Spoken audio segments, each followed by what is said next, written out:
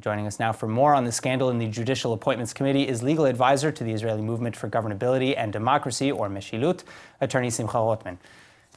Thank you so much for being here with us again. Thank you for first of all. having me. All right, so this is kind of a big crisis here in the country because it's bringing a cloud really over the entire judicial process. What's your initial reaction to these allegations?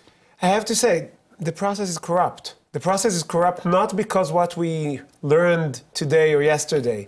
The process is corrupt because Israel, we just released a research showing that among 42 countries around the world, Israel and India are the only two countries around the world with this mechanism. And this mechanism basically takes the power of appointment away from the elected officials and give it to a secret committee that has discussion. No one knows, no one sees the protocols.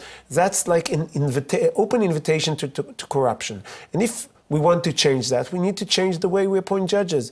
And the way we appoint judges is bad. I think Shaked did a tremendous amount of good work in the current flawed system. She couldn't change the system basically because one of the members of the coalition, Moshe Kahlon, put a veto on it and said we won't be able to change that. But this system must be changed, and the power of appointing judges has to go to the parliament like all other countries. So speaking of allowing elections or elected officials in order to choose these appointments, in the United States and other similar systems, they have to run. They're elected even by people in smaller local elections. Yeah, even local election is better than what we have. But the argument against that, playing devil's advocate, the argument against that is that it forces judges to spend more time campaigning than they are in the courtroom. So I'm not offering, and also in the U.S. it's not the federal system, it's only in the states. I'm not offering to have an open election to Supreme Court judges or to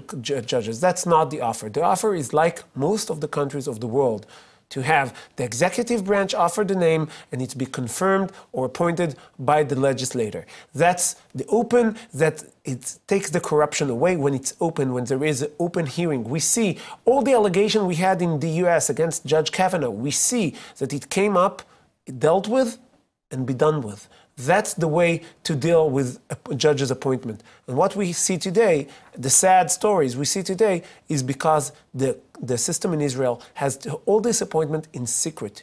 People, even judges, don't know why they were denied appointment. Even judges don't know why they were appointed. It's secret. The candidates themselves don't know what are the reasons that they are appointed or not. It has to change, and I hope this sad story will bring a change, and in the next Knesset we'll see a change in the system. All right, well, I guess we'll have to wait and see whether or not somebody will bring that up in the next Knesset and what kind of support it gets. Until then, thank you so much for coming in. Thank you.